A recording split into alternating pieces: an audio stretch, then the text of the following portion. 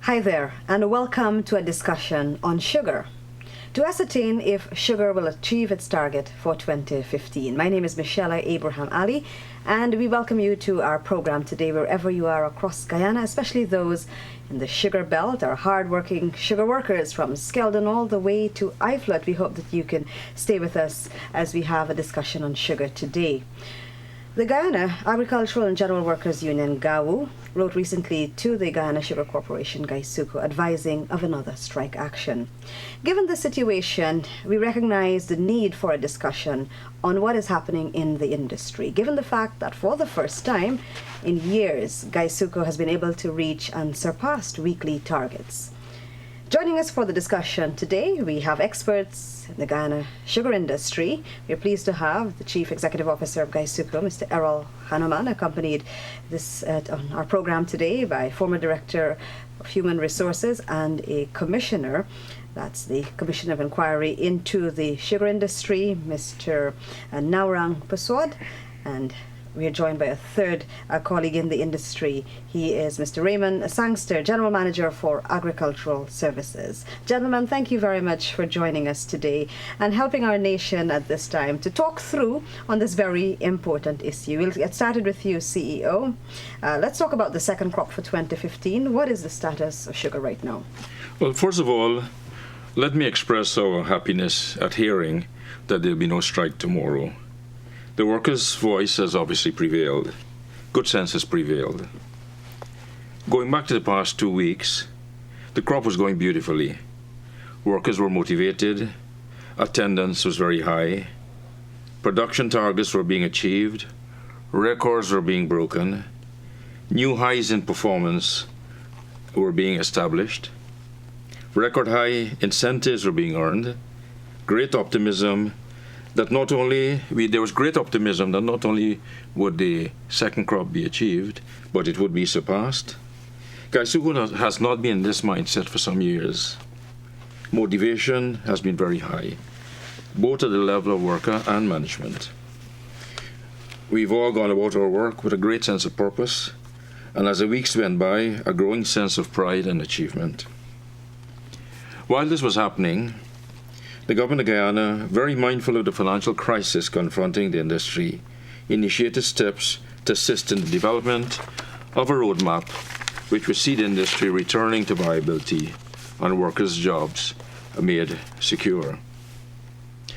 We thought that the message was clear, that everyone, including the unions, understood the need for a solution to the great financial problems facing the industry and the insecurity which such a situation results in.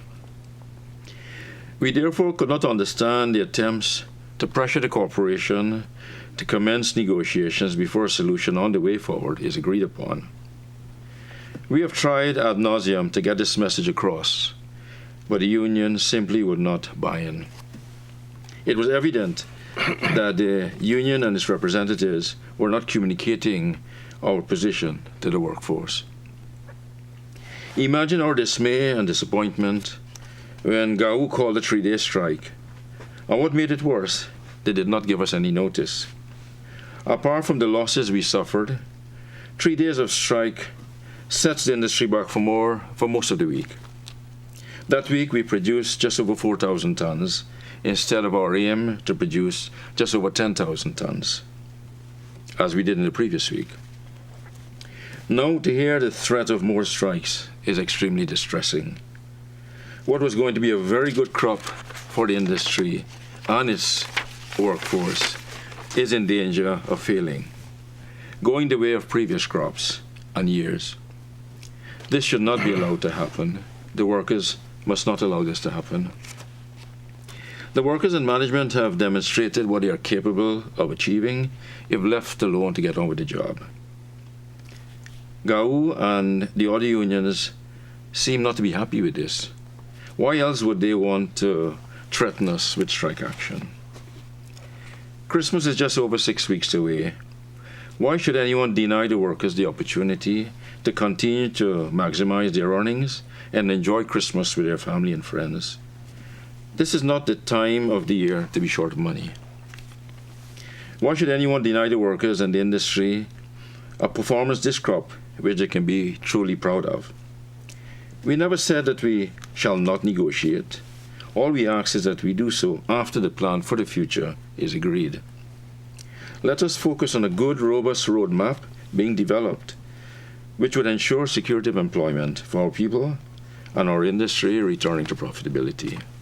But as I said at the beginning, the GAU General Council met today, and we are extremely happy to hear that there will be no strike tomorrow, and it's obvious that the voice of the workers have prevailed. Mm-hmm.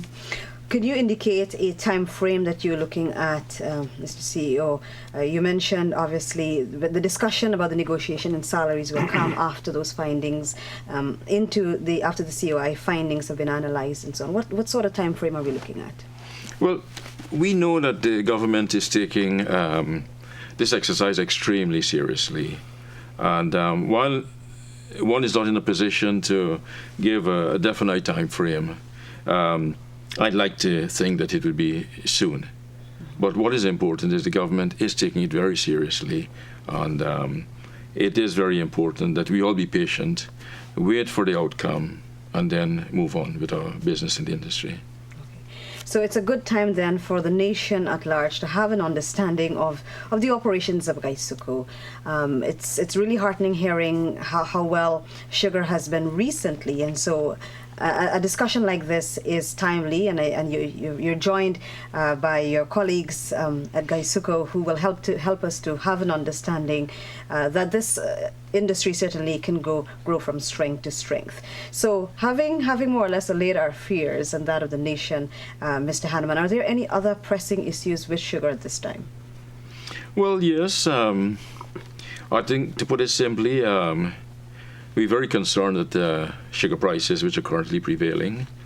I think the outlook for sugar prices over the next couple of years is going to be poor, is worrisome, very worrisome.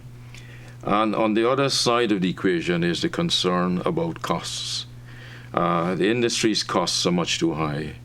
So while on the one hand, we're going to be working to broaden our revenue base and try and see where and how we can get better prices, I think with equal vigor, we've got to try and look at ways and means of getting our costs down. Mm-hmm. I think starting the second crop of this year, this is the period starting July, we've seen some progress in this direction, but there's a lot more work to be done. Mm-hmm. But I am very optimistic that we can get there. Yeah. Has the relatively hot weather had any impact on the crop? It has. I think while on the one hand we've had tremendous response from our workers, and the management has responded extremely well, we can't deny that the dry conditions have been extremely favorable for harvesting and for ripening of the canes, and therefore will partly account for the improved recovery of sugar that we're experiencing. But Mr. Sangster, who is our expert in agriculture, I'm sure he can tell us a lot more about that. Okay, and we're going to get to Mr. Sangster in just a moment. If you're now tuning in, you're watching a discussion on the sugar industry with officers, senior officers in the industry. We are trying to ascertain if sugar is going to achieve its target for 2015, and thus far, we've got certainly positive prospects. But to understand, of course, the people that are providing the service, over 17,000 sugar workers across Guyana, hardworking. We hope that some of you are watching our program at this time. Mr. Naurang Persaud, former Director of Human Resources and HR Specialist and a Commissioner on the Commission of Inquiry. How important are these 17,000 people? Extremely important. I am, in fact, as they say, I have sugar in my blood. I'm not diabetic, but my antecedents are in the sugar industry, my family in the sugar industry. I still live among the sugar workers. I know them very well. I know where it hurts, I know where they're happy, I know when they're sad. And I can tell you that they are a hardworking, intelligent bunch of people. Though some of them might be illiterate, they are indeed very smart. They cannot be easily fooled. And anybody attempting to do so, I think, will soon realize that they are a force to be reckoned with. There are attempts sometimes to mislead them. If you can look at the number of strikes, for example, that they have been forced to participate in. Just to give you some figures, the last 3 years, the sugar industry has averaged around 200 strikes per year. The rest of the country has averaged less than 4. Tells you something. It cannot be that conditions in the sugar industry are so bad. In fact, there was a time not so long ago when the sugar industry was considered the employer of choice in Guyana. It has made a lot of contributions in terms of education, in terms of human resource development, in terms of community development. And I think people are aware and appreciative of this. They can continue to do so, but can only do so if they continue to work and are allowed to work and are allowed to perform to the best of their ability. And there is no shortage of resourcefulness, there's no shortage of ability, just the need to communicate consistently, honestly, sincerely, and faithfully with the workers so that they realize that their efforts are appreciated, that they will be compensated, and they are indeed fairly well compensated relative to the rest of the industry. There are perceptions in the public domain that sugar workers are badly paid and badly treated, but the conditions of work, the remuneration packages, the incentives, the bonuses are there, and they have shown that they can respond to these if they're allowed to perform the way they are capable of performing. Mm-hmm, mm-hmm. And given that collectively they have made a decision not to strike, that speaks volumes of their interest in the industry. Absolutely, absolutely. It shows you that, positive situations bring out the best in us. And the industry certainly has shown that it can turn around and do well. And the workers have responded, I think, very wisely, and should be congratulated for seeing the better side of the industry and participating in making sure that the industry, in which so many of them, their families and the community depend, continues and returns to the days when it was indeed an employer of choice for the country. Okay. Thank you very much, Mr. Naurang Persaud. Mr. Persaud, of course, is a commissioner in the Commission of Inquiry, a former director of human resources at the Guyana Sugar Corporation. You're still watching a discussion at this time on the state of the sugar industry. The second crop is on, and we're trying to ascertain whether the industry will be able to accomplish its target. The sugar will be able to achieve its target for 2015. So let's switch to the technical side of things and invite Mr.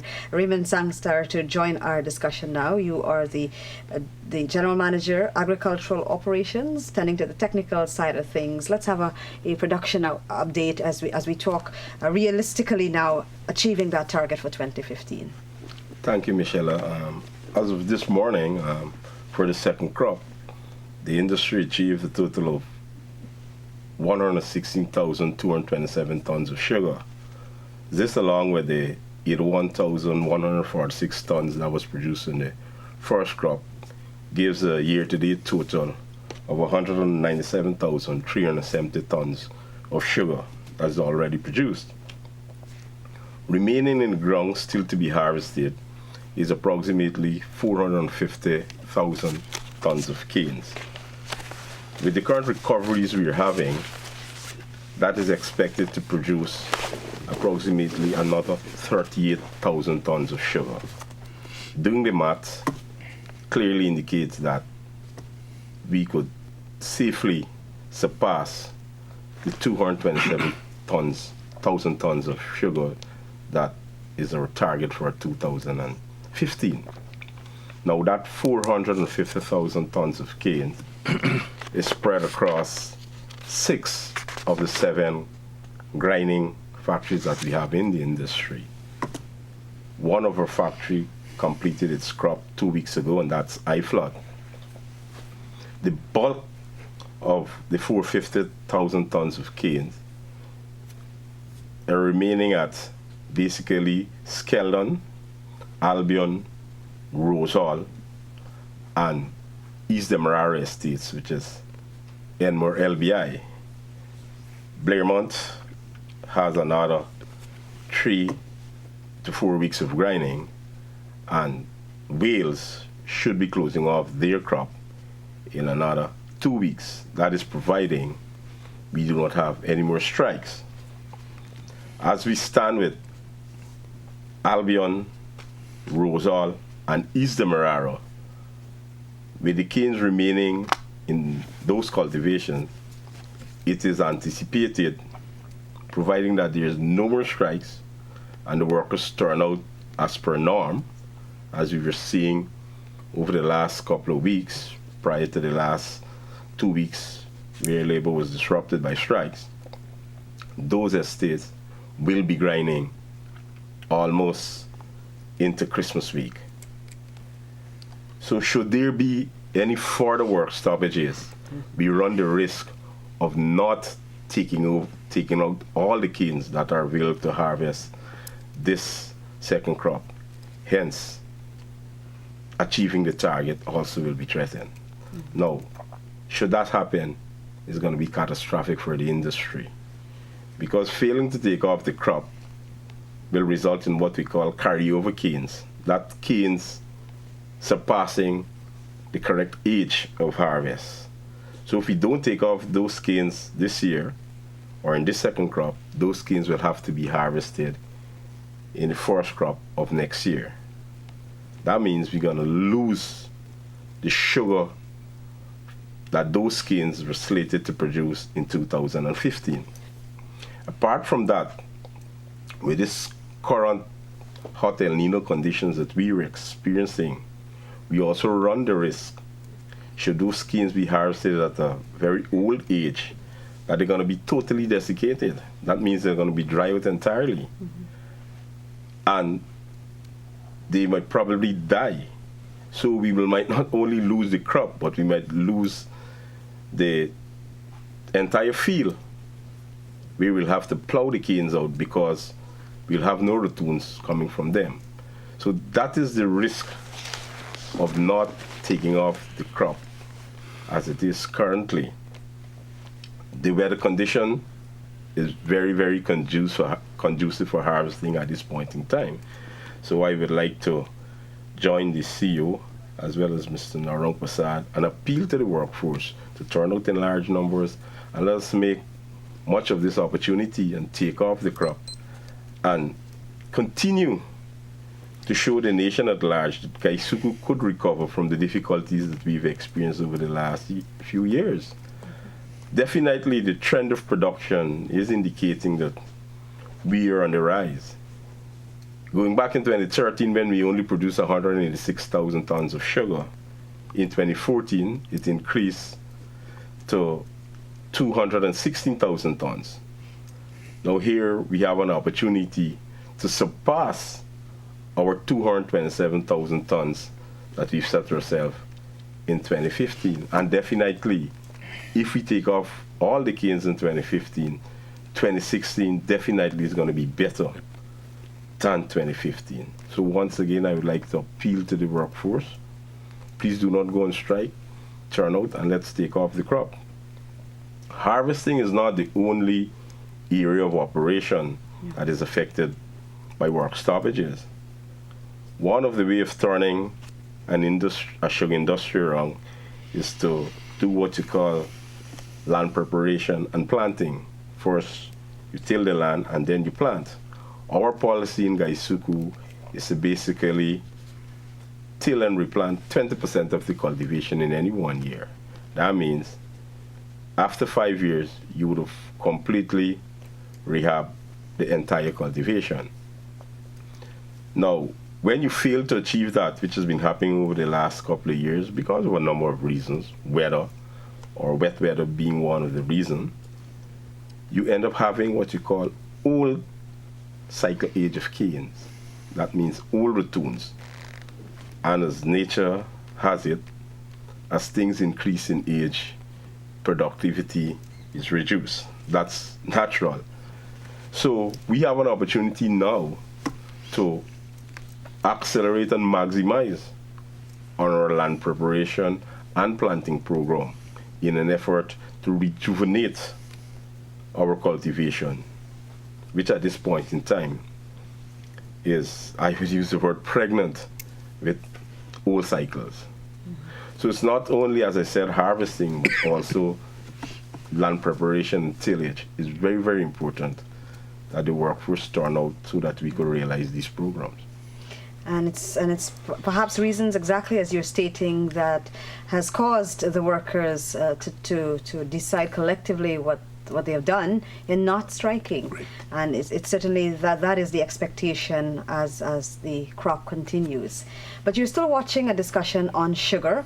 If you are now tuning in, we are engaging the CEO of Gaisuco along with a commissioner in the COI into the sugar industry of Guyana, Mr. Persaud, along with General Manager for Agricultural Services at Gaisuco. Mr. Hanma, let's get back to you. Is the industry always this touch and go when it comes to strikes? I mean, we heard the number just now from Mr. Persaud. Is it always that volatile, so to speak? I think for the longest while, going back many, many years, I think when you check the strike statistics, you'll find that there has been an inordinately high number of strikes in industry. But it was also important, though, to bear in mind is that there are those years, many years ago, when you'd have lots of strikes, but production level was also very high. And I think at the end of the day, a lot depends on the reason for the strike, because not all strikes can be attributed to issues of the workers. There have been times when lapses on the part of management has also resulted in strikes. I think, though, what we've seen in the recent weeks and recent months is a significant shift in that behavior. I think what we've had is a relatively stable period where both management and the workers have been working well together to get on with the job. I think when you look at the sugar industry and its role in the history of Guyana, there are all sorts of reasons why over the decades there's been strikes in the industry. But I think what we've seen recently is that let the industry get on with it, leave the workers and the management to get on with the job. And I think they have demonstrated what they can do. And but I must confess that while we have worked well with the union and the unions in the past 3-4 months, that I have been extremely disappointed in what has happened in the recent weeks. Certainly 2 weeks ago when the 3-day strike was called, and the stress and pressure that the industry has been under over the past week with further threats of strike action. And when things like this happen, you can't help ask, is this truly a norm in the industry? And what guarantee do you have that when things are going well at the 11th hour, we're not going to get a repeat of this situation? And I think really it's very important that while the workers and the management have demonstrated their ability to get on with the job and to produce, I think we also need to see a more responsible style of management on the part of the sugar unions. I think our style has tended to be a bit archaic, very adversarial. We need to be able to sit down together and talk more about issues and try and resolve issues through discussion. And Okay, not Suco is strike ready, is willing to go this route. Suco's management is ready to go this route because we recognize that the old adversarial style does not work. And the industry has no future if that adversarial style continues. The unions and management and the workers have to be able to sit down together, work through things, talk through issues, and arrive at solutions in the best interests of all the parties concerned. But we are ready for that. Mr. Prasad, you wanted to add to that? Yes, there is another significant group of people who depend on the sugar industry continuing to function effectively. And I'm referring here to the cane farmers. I myself am a cane farmer in addition to all the other roles I try to perform. And there's, as I said, a number of people across the country who have invested their money as cane farmers and who expect the industry to be vibrant and to be functioning in order that they can also experience a good return on their investment. Okay. Well, thank you, gentlemen. We're coming up to program time. We just want to leave our viewers and our listeners with a couple of thoughts as we head out of our program. Let's go back to you, Mr. Sangster, General Manager for Agricultural Services. Just give us a roundup again on the production figures as we wrap up. Of course, the figures will change maybe in another couple of days and so on. But for now, let's hear those figures again. As I said earlier, our target for the 2016 is 227,000 tons of sugar. As of this morning, we are 197,000 tons. Should the workers turn out and should there be no more work stoppages, definitely we're going to surpass the 227,000 tons of sugar that we've set ourselves for 2015. And once we have labor down pat, all the other mechanisms are in place, infrastructure, everything else is complementing once labor is in place? Yes, definitely. The most important factor at this point in time for us to achieve and surpass the 227,000 tons of sugar is the labor turnout. I'm quite confident as long as the labor turnout, as per norm, we're going to surpass the 227,000 tons of sugar. Okay. Any other sentiments as we go around to wrap things up from you? Any other sentiments related to production, sugar just generally? I'm sure you've given years yourself in the industry, so this is an exciting time for you? Yes, definitely. As the CEO said, the industry at this point in time is filled with many challenges, but definitely we can overcome these challenges providing we work sensibly with the union and the other stakeholders that is involved in this industry. I liked his words, work sensibly with the unions. Yes. You anticipate that can happen, and that will happen? It can happen. The union also had people who are, I believe, sensible. And once, as the CEO has said, once the communication channel is open and they're willing to participate in meaningful discussion, in some common search for solutions in the industry, I'm sure they can be found, and we can see the industry being a bright star in the horizon again. Bright star in the horizon. Your immediate focus, however, is not so much the horizon, but certainly the days after tomorrow and the days to come. Well, when I hear the word bright star, I think of Christmas. And what I would like to say to our people in the industry, we've got just about 6.5 weeks to go for Christmas. Let us continue the good work. Let us take this crop off. Let us exceed the target. Optimize your income, maximize your income between now and Christmas. And let's lay the foundation for a good year next year. I mean, the future will be very challenging. It's not going to be easy. There's an awful lot of hard work to be done, but as has been said by my colleagues, I think once all the stakeholders sit around the table and work together, I'm confident that we can find solutions. We can turn this industry around. What would you like to say to our 17,000 hardworking sugar industry workers? I just say you've demonstrated over the past 3-4 months what you're capable of. You've done a great job. Keep it up, and let us work together to secure everyone's employment in the industry in the years to come. And to answer our question, we've been asking this from the beginning: will sugar achieve its target for 2015? I'm optimistic that we will. Raymond has, I think I said basically the same thing, but he is qualified at providing there are no strikes. I'd like to think that, we will get the turnout, we will get the support from our workers in the 6.5 weeks that we have in front of us. And we will not only achieve the target, but we will exceed it. This is my sincere hope. We look forward to hearing from you again, Mr. CEO, picking up this discussion when those figures become a reality.